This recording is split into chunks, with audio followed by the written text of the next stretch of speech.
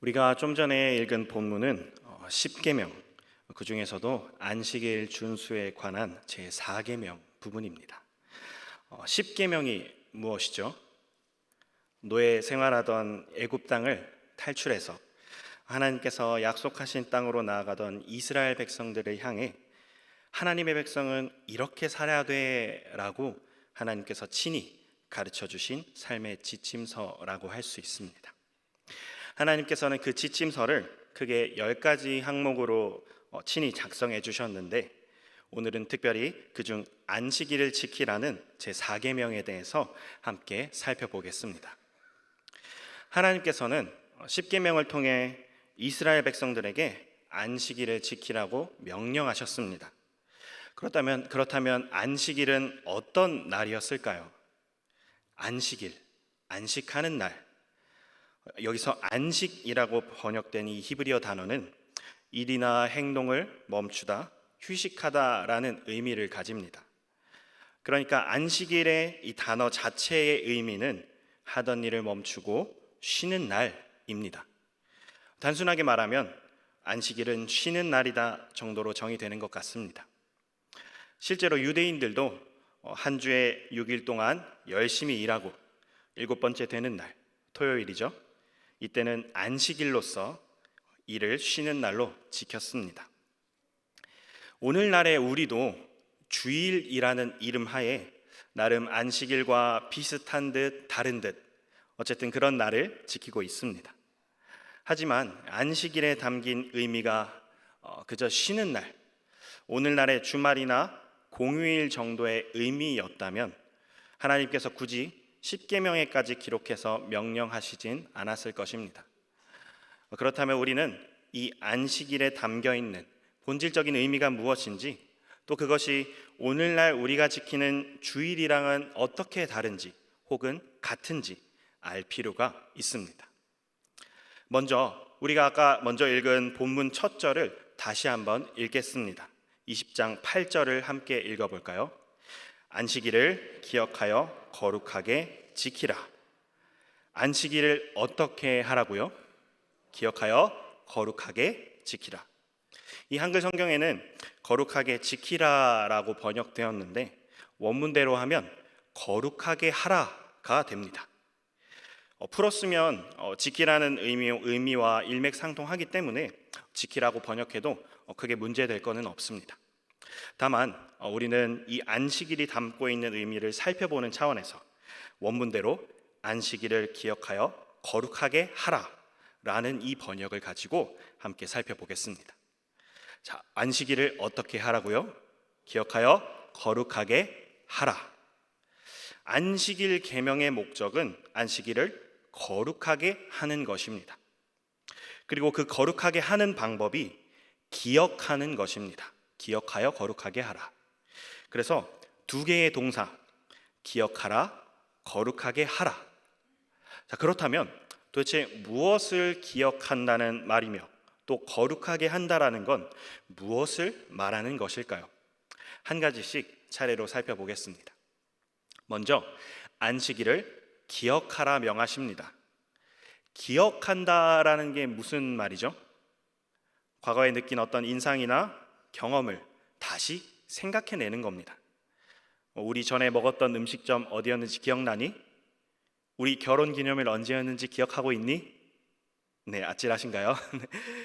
네, 그럼 안식일을 기억한다라는 것은 무엇을 의미할까요? 혹시 여기 지금 학생들이 계시거나 혹은 이전에 지금 학생은 아니지만 이전에 시험을 준비해 본 경험이 있으신 분들 함께 시험 공부할 때를 한번 떠올려 보시겠어요?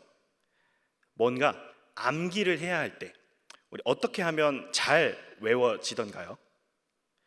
그냥 단순히 반복하는 방법도 있을 겁니다. 그런데 무언가가 우리 머릿속에 더 오래 깊이 남도록 하는 것은 이야기를 활용하는 것입니다. 이야기. 단순히 너 부지런하게 살아야 돼 라고 10번 이야기하는 것보다 개미와 배짱이 이야기를 한번 들려주는 게 훨씬 효과적이죠. 지금 안식일 계명도 어떤 이야기를 기억하도록 요구합니다. 우리 성경 맨 앞에 창세기 1장 맨 처음을 보면 어떤 이야기가 등장하나요? 천지창조. 태초에 하나님이 천지를 창조하시니라. 하나님께서 만물을 창조하셨을 때 어떻게 창조하셨죠? 네, 말씀으로, 그리고 첫날부터 여섯째 날까지는 만물을 그렇게 말씀으로 열심히 창조하셨습니다. 그리고 일곱째 날에는 창조 사역을 멈추시고 안식하셨습니다. 쉬셨습니다. 쉬신 겁니다. 우리 아까 읽었던 출애굽기 본문 20장 11절 말씀을 다시 한번 살펴볼까요? 이는 엿새 동안에 나 여호와가 하늘과 땅과 바다와 그 가운데 모든 것을 만들고 일곱째 날에 쉬었음이라. 그러므로 나 여호와가 안식일을 복되게 하여 그날을 거룩하게 하였느니라. 아멘. 하나님께서 이스라엘 백성들에게 이 십계명, 안식일 계명을 명령하시면서 기억하라고 하신 것은 바로 첫 안식이 이루어지던 때 하나님이 세상을 창조하신 이야기를 기억하라는 것입니다. 어릴 때부터 신앙생활을 해오신 분들은 이 천지창조라는 이야기가 전혀 낯설지 않으실 겁니다. 오히려 너무 익숙한 이야기라 별 감흥을 느끼지 못하시는 분도 계실 겁니다. 그런데 이 성경의 제일 첫머리 창세기 1장 1절에서부터 하나님의 창조 이야기를 다룬다라는 것은 무엇을 의미할까요? 태초에 하나님이 천지를 창조하시니라. 어떤 창조 이런 이야기가 있었다더라도 아니고 하나님이 창조하셨다라는 이 사실을 그대로 선언해 버립니다. 창조하시니라. 시작부터 하나님을 온 만물의 창조주로 선언한다라는 것은 이후에 뒤따라 나오는 모든 성경의 구절들이 바로 하나님이 창조주라는 사실을 기본 베이스로, 기본 전제로 깔고 가겠다라는 것입니다. 따라서 성경의 어느 구절이든지 하나님에 대해서 문자적으로 창조주라 언급하지 않더라도 당연히 하나님을 창조주로 전제하고 있다는 겁니다. 그럼 하나님께서 창조주시다라는 말은 또 어떤 의미가 있을까요? 말 그대로 하나님께서 만물을 만드셨다. 그렇기 때문에 만물을 주관하고 다스리시며 주인 되시는 이는 누구시다? 바로 하나님이시다. 지금 이스라엘은 엄청 거대한 세력인 애굽 땅을 막 빠져나온 지 얼마 안 된 상태입니다. 비록 가나안 땅을 약속받았지만 아직까지는 제대로 된 시스템도 먹을 것도 군사력도 제대로 갖추지 못한 떠돌이들입니다. 이스라엘 앞에 놓여 있는 이 세상은 너무도 거대하고 두려움에 떨게 만듭니다. 그런데 이런 이스라엘에게 자기들을 백성 삼아 주신 하나님이 곧 만물의 창조주이자 주인이다라는 사실은 어떤 세력도 하나님보다 큰 분이 없다라는 사실을 상기시켜 주며 하나님 나라의 백성으로서 그 정체성을 분명하게 해줍니다. 자, 그런데 우리 사람은 컴퓨터가 아니기 때문에 뭘 자주 까먹고 잊어버립니다. 우리 당장 오늘 아침 먹은 반찬도 기억이 나지 않을 때가 있는데요. 하물며 하나님이 창조주라는 아무리 당연한 사실조차도 계속 되짚어주지 않으면 곧잘 잊어버리는 게 우리 사람입니다. 그 실예를 보여주는 게 바로 이스라엘 백성들이죠. 툭하면 창조주 하나님을 잊어버리고 우상 숭배했던 모습들, 우리는 성경을 통해 수차례 보았습니다. 하나님께서는 자기가 창조주라는 사실을 자꾸 잊어버리고 허튼 짓 하는 이 백성 이스라엘을 향해 너희가 안식일을 지키면서 하나님께서 안식하셨던 이야기, 창조주 하나님께서 온 세상 만물 창조하신 이야기를 기억하라 하신 겁니다.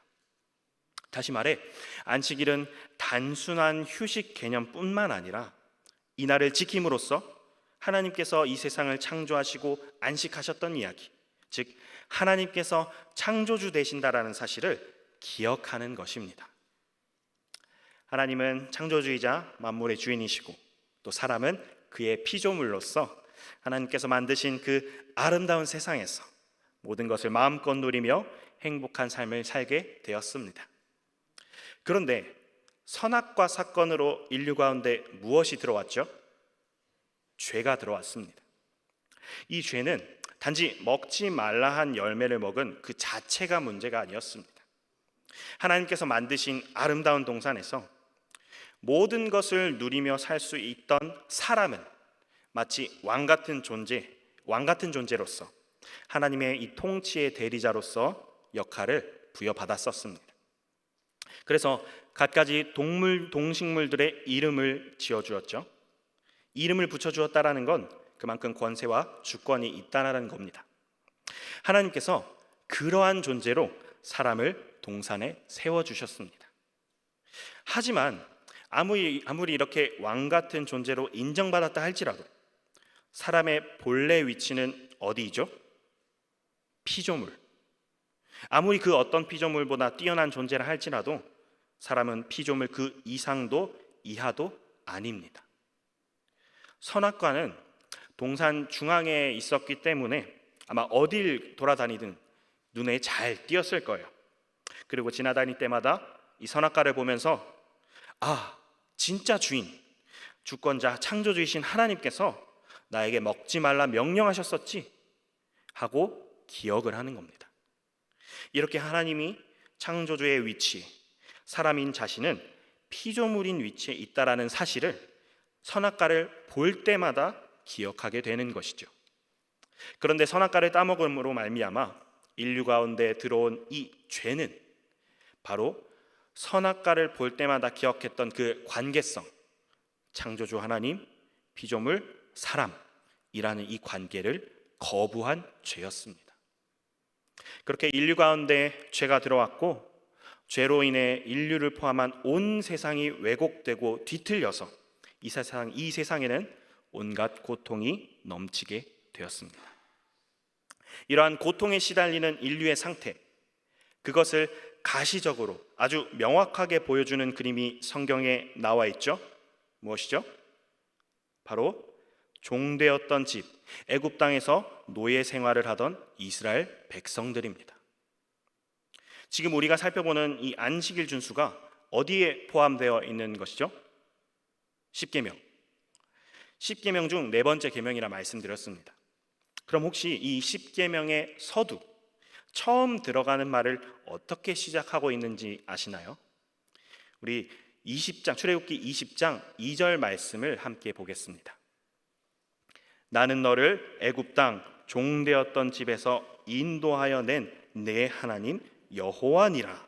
아멘. 이 10가지 계명들을 명하시기에 앞서서 무엇을 말씀하고 계시죠? 너가 애굽 땅에서 종으로 있을 때 너를 그곳으로부터 구원한 이가 바로 나다. 내가 바로 너의 하나님 여호와이다. 이 전체 계명을 시작하기에 앞서 하나님께서는 이스라엘에게 어떤 이야기를 떠올리도록 하고 계신 거죠? 출애굽, 종되었던 집에서 탈출한 이야기, 노예 생활로부터 구원받은 이야기. 오늘 우리가 살펴본 이 십계명 본문은 출애굽기에 처음 기록되었지만 뒤쪽 신명기로 가면 같은 이 십계명을 다시 한번 기록하고 있습니다. 마찬가지로 이 안식일에 관한 부분인데 우리 신명기 5장 말씀을 같이 한번 읽어보겠습니다. 신명기 5장 15절입니다. 너는 기억하라. 내가 애굽 땅에서 종이 되었더니 내 하나님 여호와가 강한 손과 편팔로 거기서 너를 인도하여 내었나니 그러므로 내 하나님 여호와가 내게 명령하여 안식일을 지키라 하느니라. 아멘. 무엇을 기억하라고 하죠? 종 되었던 때에 하나님 여호와가 인도하여 낸 것을. 그리고 중간에 접속사가 하나 들어가 있었죠? 기억나시나요? 그러므로가 들어가 있죠. 그러므로라는 건 앞에 게 원인이고 뒤에가 결과죠. 하나님이 종되었던 때로부터 인도하여 내었으니 그러므로 내게 명령하여 안식일을 지키라 하느니라. 안식일을 지키라 하는 그 근거가 뭐라고요? 하나님이 종되었던 이스라엘을 구원하셨기 때문에. 우리가 처음 이 안식일에 기억해야 할 내용이라고 살펴본 게 무엇이었죠? 처음에 하나님께서 창조주 되신다. 하나님의 창조 이야기. 그런데 더 나아가서 우리 한 가지 더 기억할 것이 우리 방금 또 주어졌습니다. 무엇이죠? 바로 그 창조주 하나님이 종되었던 집으로부터 구원하셨다. 하나님의 구원 이야기. 이스라엘아, 너네는 방금 전까지 애굽에서 오랫동안 고통 속에 노예로 살아가던 자들이었다. 그런데 나 여호와 하나님이 너희를 친히 애굽 땅에서 인도하여 내었다. 내가 너희를 구원해낸 그 하나님이다. 너희는 그 사실을 기억해야 한다. 좀 전에 이 이스라엘의 노예 생활이 고통에 시달리는 인류의 모습을 보여주는 그림이라 말씀드렸습니다. 혹시 이 당시 고대 근동 사회의 노예들의 삶을 한번 상상해 보시겠어요? 고대 근동 사회의 노예들의 삶. 과연 이 노예들에게 정당한 휴식, 쉼이 허락되었을까요? 이들에게는 힘들고 아파도 쉬는 일이 허락되지 않았습니다. 고대 사회의 노예들에게 쉴 수 있는 때 아마 죽어야 쉴 수 있었을 겁니다. 지금 이 안식일 규례 10계명을 받는 이스라엘 백성들은 얼마 전까지 이 400년 동안이나 노예로 있던 사람들입니다. 쉬고 싶어도 쉬지 못하고 고통스러운 나날을 보내야만 했던 이 이스라엘에게 안식일을 지켜라, 쉬어라 라고 명령하신 것은 사실 굉장히 기쁘고 감격스러운 은혜의 순간인 것입니다. 안식일이 말하는 휴식은, 이 쉼은 그냥 우리가 주말에 공휴일에 어디 놀러 나가고 출근 안 하고 단순히 이런 개념을 뛰어넘습니다.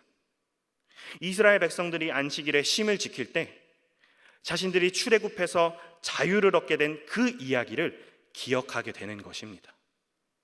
그리고 그들이 출애굽 이야기를 기억한다라는 것은 과거 노예로서 쉼 자체를 누릴 수 없었던 때로부터 구원의 은혜를 입게 된 자신들의 현 주소, 하나님의 구원 역사, 하나님의 구원 이야기를 기억하는 것입니다. 다시 말해서 우리는 하나님께서 구원하신 하나님의 백성이구나 라는 정체성을 기억하는 것입니다. 우리 잠시 정리해 보겠습니다. 우리 안식일 준수의 명령에는 크게 두 가지 동사, 기억하라, 거룩하게 하라가 있었습니다. 그중 우리는 첫 번째 동사, 기억해야 할 두 가지 이야기를 살펴보았습니다. 우리 첫 번째 이야기는 무엇이었죠? 하나님의 창조 이야기. 두 번째 이야기는 종되었던 이스라엘을 인도하신 하나님의 구원 이야기. 자, 그럼 이제 남은 것은 무엇이죠? 그 다음 동사, 거룩하게 하라. 거룩하게 하라는 것은 무엇을 의미할까요?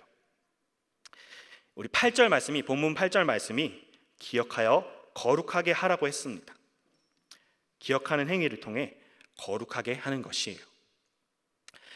성경에서 말하는 거룩의 개념은 구별됨입니다. 구별, 따로 특별히 선택하여 떼어놓다, 갈라놓다, 특별히 구분하여 두는 것입니다. 그럼 안식일을 거룩하게 하라라는 것은 안식일을 구별하라 라는 말인데, 안식하는 날을 구별하다, 특정한 날, 시간을 구별하여 두는 것입니다. 일주일 7일이 그냥 다 똑같은 날이 아니라 그날, 그 시간을 특별히 구별하여 두는 것이죠. 제가 아까 우리 서두에 잠깐 기억나냐 이런 얘기 하시면서 그런 말씀 드리면서 결혼 기념일 이야기를 잠깐 드렸었는데요. 혹시 이런 결혼 기념일, 이런 기념일을 챙기는 이유가 뭐라고 생각하시나요? 기억하려고, 무엇을 기억하려고 하죠? 그날 자체를 특별히 구별하여 지킴으로써 그날을 통해 기억해야 할 이야기들, 결혼 기념일을 지키며 내 아내, 내 남편과 이때까지 함께 해온 수많은 이야기들을 기억하고 기념하고 축하하고 또 앞으로도 계속 사랑할 것을 다짐하는 겁니다. 이스라엘에게 이 안식일도 마찬가지였습니다. 6일 동안 열심히 일상의 노동을 하다가도 특별히 한 날을 구별하여 하나님의 창조 이야기와 구원 이야기를 기억하며 하나님의 백성이라는 이 정체성, 하나님과의 관계를 잊지 않도록 하는 것입니다. 우리는 어떨까요, 그럼? 지금은 우리 안식일이라는 날을 지키지 않고 한 주의 첫날인 주일을 지키고 있습니다. 이스라엘 백성들이 안식일을 지키며 또 출애굽한 이야기를 기억한다라고 말씀드렸는데, 애굽 땅에서 그들이 목숨을 건진받은 큰 사건이 무엇이었죠? 장자의 죽음. 어린 양의 피를 문설주에 바름으로써 이스라엘 백성들은 죽음을 면할 수 있었습니다. 이 이후에 이스라엘 백성들은 이 어린 양의 대속적 죽음을 통한 이 구원 사건을 안식일마다 기억하고 그 은혜에 감사해야 했습니다. 그런데 우리는 이 어린 양이 이후 어린 양으로 오신 예수 그리스도를 예표한다라는 사실을 모두 알고 있죠.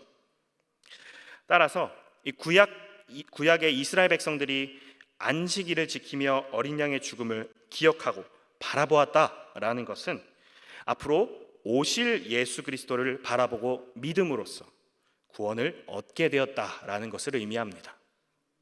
자, 곧 구약의 안식일은 궁극적으로 오실 예수 그리스도를 바라보도록 하는 장치였습니다.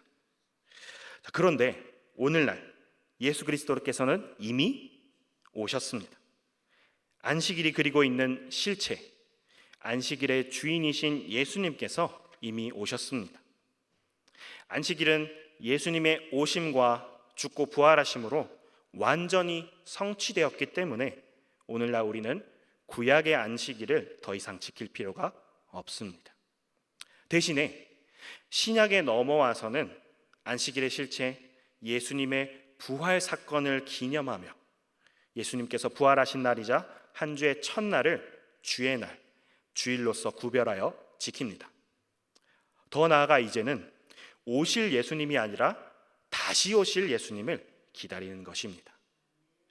우리가 구별하여 지키는 날은 바뀌었지만 안식일 가운데 담겨진 이 하나님의 마음, 하나님의 백성으로서의 이 정체성은 여전히 동일합니다. 그리고 여전히 안식일이든 주일이든 그 날들의 주인은 예수 그리스도십니다. 따라서 우리가 현재 구별하여 지키고 있는 이 주일은 쉬는 날, 교회 오는 날, 예배 드리는 날이라는 이 단순한 의미를 넘어서 우리를 창조하시고 구원하신 하나님과 내가 그분의 백성된 자임을 기억하며 마침내 우리에게 오신 예수 그리스도, 그리고 이 세상의 종말의 때에 다시 오실 예수 그리스도를 기다리고 기대하고 소망하는 날입니다. 이때 주일을 맞이하는 우리의 마음은 마치 신부를 맞이하는 신랑의 기쁨이 되어야 합니다. 이러한 정신이 우리의 모든 예배와 공동체의 모임 가운데 흘러 들어가야 하는 줄 믿습니다. 자, 그리고 더 나아가서 우리는 이 안식일의 기쁨, 주일의 기쁨을 우리의 주변으로도 흘려보내야 합니다. 아까 우리 읽었던 본문 10절 말씀을 마지막으로 함께 읽어볼까요? 일곱째 날은 내 하나님 여호와의 안식일인즉 너나 내 아들이나 내 딸이나 내 남종이나 내 여종이나 내 가축이나 내 문 안에 머무는 객이라도 아무 일도 하지 말라. 아멘. 안식일을 지켜야 하는 대상으로 종들과 또 잠깐 머무는 나그네, 손님까지 언급합니다. 이 안식일의 기쁨, 주일의 기쁨은 우리 안에서만 누리는 잔치로 그쳐서는 안 됩니다. 당시의 종들이나 나그네와 같이 이 도움이 필요한 사회적 약자들에게까지 안식일, 주일의 기쁨이 흘러 들어가야 할 줄 믿습니다. 우리 사랑하는 성도 여러분, 하나님께서 자기 백성 이스라엘에게 안식일의 기쁨과 은혜를 허락하셨습니다. 그리고 이와 같이 마찬가지로 하나님의 백성인 우리들에게도 주일의 기쁨과 은혜를 선물하셨습니다. 우리가 매주 특별하게 구별하여 드리는 이 주의 날이 하나님을 풍성하게 드러내며 하나님의 은혜가 우리 공동체와 이웃들에게까지 확장되는 축제의 날이, 기쁨의 날이 되길 간절히 소망합니다.